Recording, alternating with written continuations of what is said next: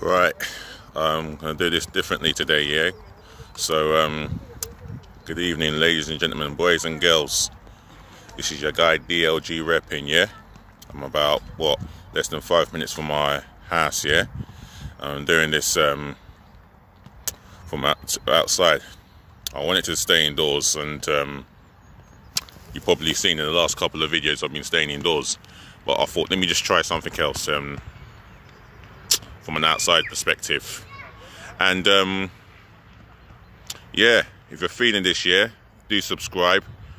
But the main thing is, yeah, subscribe as well as leave your comments below, yeah, and drive the thumbs up like button. And I know you viewers are watching my channel right now.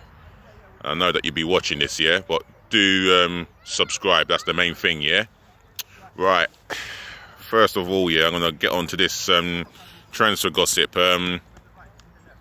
We've been linked with this Lyon playmaker, Aouer. I think that's how you pronounce his name. I think he's early to mid-20s. Potential French international. I don't know if he's in Deschamps' plans. Obviously he plays his football in France for Lyon, and he's a number 10. Someone who should enjoy playing the role as a striker, behind the striker. Someone who enjoys his profession. Not just that, yeah. Someone who wants to test himself in the bigger stage, the bigger stages of his career, and that's playing in the Premier League.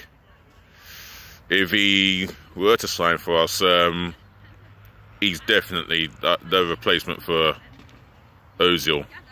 Ozil, for me, has been finished for the last 5-6 seasons. He doesn't offer us anything.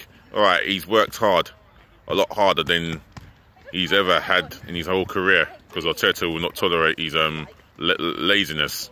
Let's be real. Now, other than that, he's washed up, and that's the reason why we've been linked with this playmaker. A player out is Bellerin for me. Yeah, H Bellerin. There's been reports that he has said that he doesn't enjoy football anymore. Well, it just goes to show by the way he's dressed and the haircuts he's getting, he seems to be more into his fashion than his professional footballing career. If that's the case, then get out. You know, Antonio Conte, he's looking at adding him into his team. He feels that Bellerin can be part of his plan. And if that's the case, yeah, well, guess what? Good riddance on that front. As a person, no, I'll take that back. I won't say good riddance, but good luck to you, Bellerin. You can go to the X amount of fashion shows in Italy as much as you want, you know? I mean, that's a professional footballer of recently for Arsenal. Your defending is atrocious. You even publicly stated, yeah, by going by reports, you've publicly stated that you don't watch your opponents. Hence the reason why you get beaten. The last time you had a great game, the last game that I can remember of recently that he was magnificent, was the game at home to Chelsea in the league. About, maybe 3 seasons ago. You were magnificent in that game. You tracked Pedro back, and Pedro ain't no slouch, and you tracked him back with your pace. You ain't got that pace. You are weaker without that pace. Going forward, you couldn't even cross the zebra crossing, as I've said in my previous videos, let alone cross a ball. Defensively, your positioning is all over the place. You're the wrong side of your opponents all the time. You never go side defensively. And if teams play against Arsenal and they find that Bellerin's on the right, well, guess what? They're going to target that area because that's where it look weak at. I mean, Maitland-Niles has put in a better shift in you. Before, you know, in the recent games that Maitland-Niles has played in that position, he's put in a better shift in you. You have done absolutely sweet FA. And for me, you don't deserve to be in the team. I think last week, yeah, I put Maitland-Niles in my team. I would have started Suarez in my team v Norwich. You know, he understands the role. He might not be as quick as you have been, but he understands the position. He understands his professional role as a right back. You know, defensively, much more solid than you are. So, Mr. Bellerin, do us all a favour. When this pandemic crisis is over, get on the very first plane to Inter Milan.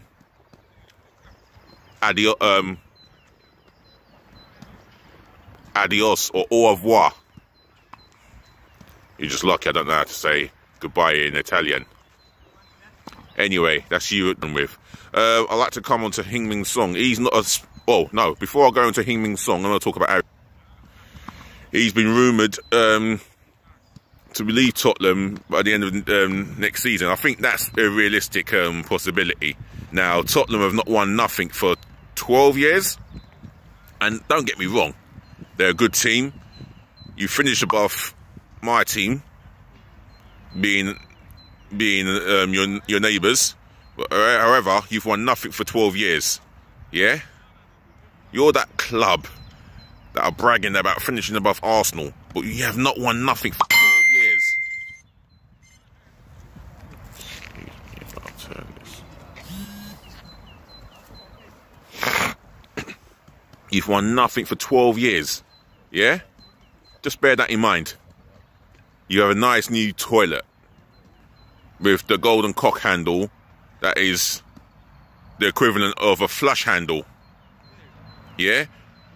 You have great facilities within the concourse of your stadium, yeah? You've put a football team in there, yeah? And we're only a point behind you. And look at how poor we've been for the last how many seasons, yeah? Alright. Are you the best in North London? Yes. Well, hang on. Are you better than us? Yes. But are you the best in North London? No. You haven't got the complete success rate to back it up. That's you, Tottenham. And Harry Kane, I back him to leave at the end of the season. He's been with you since he was a youngster.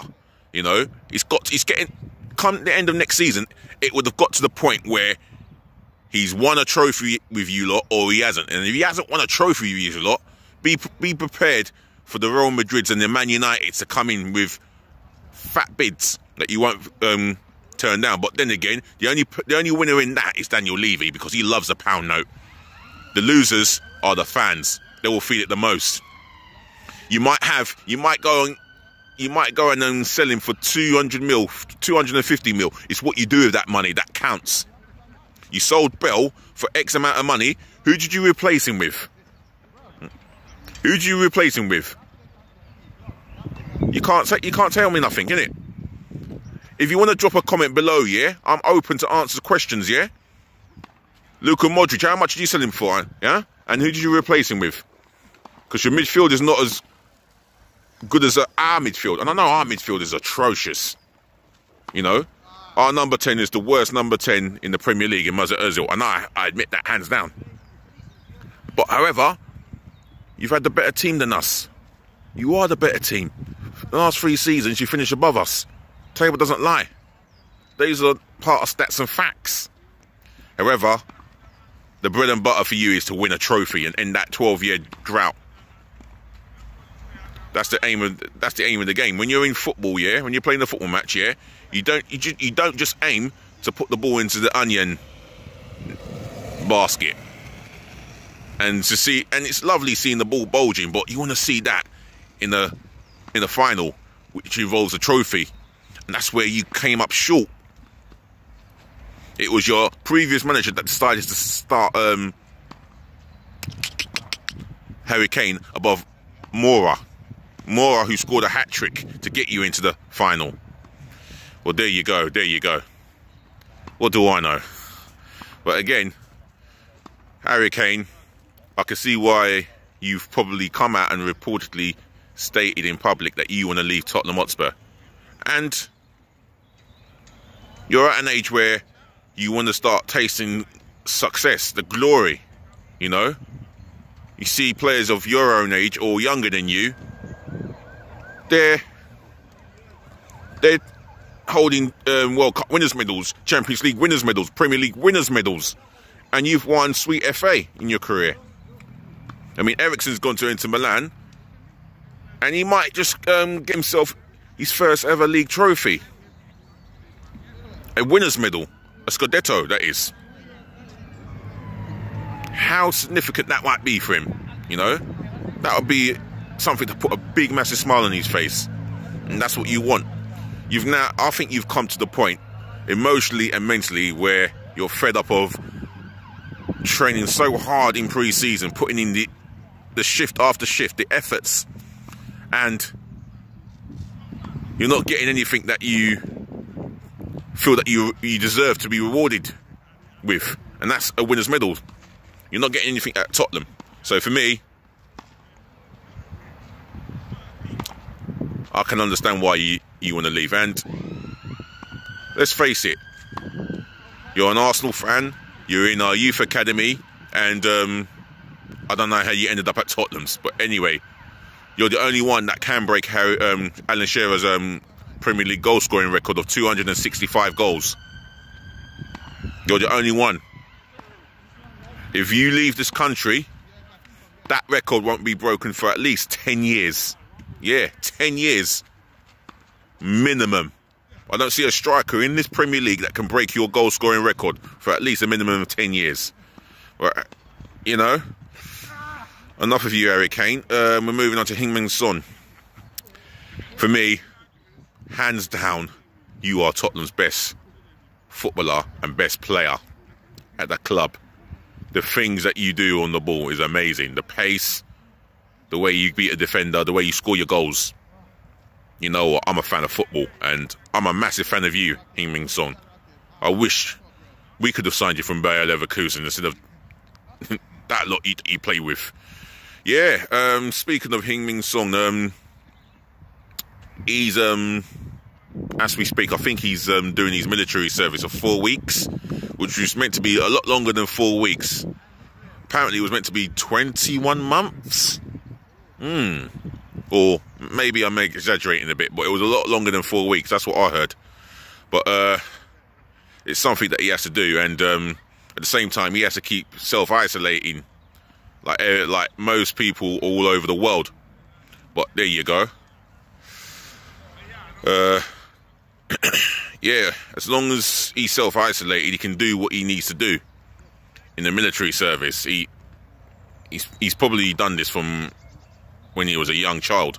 I don't know, but it's something that it's part of him that he needs to do military service, time in, time out. You know, and that's a shame because he is Tottenham's. Like I said, he's Tottenham's best player. Hands down. He's been Tottenham's best player for the last 2 to 3 seasons, in my personal, humble opinion. Yeah, Dele Alli had his up. He had his one glorious season. If you look back at that goal against Crystal Palace at Sellers Park. But other than that, what has he really done? He's not taken the season by the scruff of the neck. He hasn't. And Heung-min Son, to me, is that problem. You know, Tottenham for us playing Tottenham at their best, he's the player that I don't want to see playing against us, because he is a problem. He will conjure up something out of nothing. That's the problem. Another thing I'd like to get onto is, yeah, I've praised Liverpool for not going through the government furlough. I don't understand how it all works, but for me, the Liverpool Football Club shouldn't have to ask the government or the taxpayers to pay 80% of their wages to their staff. Liverpool Football Club should take care of that, because the reason I feel that they overturned it, because they were fearing an Armageddon from the supporters, from ex-players and those within the club, especially the fans. Yeah, John F. Kennedy and the other owner, they were expecting a massive Armageddon of a backlash. So they knew they had to overturn it. The clubs that I don't feel sorry for so much is Newcastle United and Tottenham Hotspur. Newcastle United's reasons, Mike Ashley. Need I say any more about that guy? You know, who's to say that this? Who's to say that he's refusing to pay the staff and ask the players to take a pay cut in order for him to have some of it in his pocket. Nothing surprises me in this world, in this day and age. And then you got Mr. Levy. Oh dear. Sorry, Tottenham fans. If you are watching, you're gonna have to hear it. Again, Mr. I love the pound notes, Levy. Yes, you are asking the government to pay. You are asking the government to furlough your playing staff. Is that right? I mean, if that's the truth, then you're a disgrace. You are a disgrace. And I'm saying it from human to human, man to man. You are a disgrace. You should be paying your non-playing staff. You know? From your catering staff to your stewards to your program sellers, you should be paying them while we're going through this pandemic crisis. You know? But what a shame. What a shame. And I'd like to touch on Ole Solskjaer's comments about Manchester, not the Manchester United manager, stating that footballers are being made scapegoat and treated unfairly. I think he has a point. What about the F1 drivers like Lewis Hamilton? What does he get a year? Why are we just talking about footballers? What about Formula 1 racers like Lewis Hamilton, as I've just said? What about your basketball players? What about the golfers? No one's talking about them. But yet, as soon as it's a sporting matter, footballers are talked about left, right, and centre. Well, this is what I say: for those footballers that are on 100k a week and above, 30% of your wages should go towards the NHS workers who deserve full praising and to be rewarded fully. They deserve the full reward of that. But those that are under 100k a week, yes, I said it, 100k a week, 15% they should pay. I think that is fair and even for me. You know? You can't make one rule for one and one rule for another. But all footballers must pay 30%, which I disagree. I think it should be balanced out. I doubt if anyone from the FA is watching this. But hey, if you are, I've just given you my personal opinion on how this payment scheme should work. I'd like to touch on Gary Neville's point of view, which is true. If footballers agree if footballers want to have a 30% pay cut, not all of them, but if some want to have a 30% pay cut, I think they should have an agreement, having the terms and condition and the agreement, and it should be confidential as well, in my humble opinion. So, yeah, I think Gary Neville's point is fair, 100% fair for me. So, he is right there. Yeah, footballers should have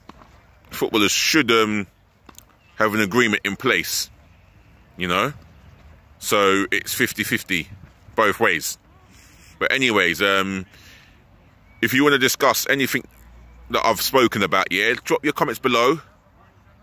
Do drive the thumbs up, like button, even thumbs down. I'll be checking. And the main important thing for me is, please do subscribe to this channel, yeah? This is DLG Reppin, yeah? I'm going to wrap it up. And I would say this, yeah?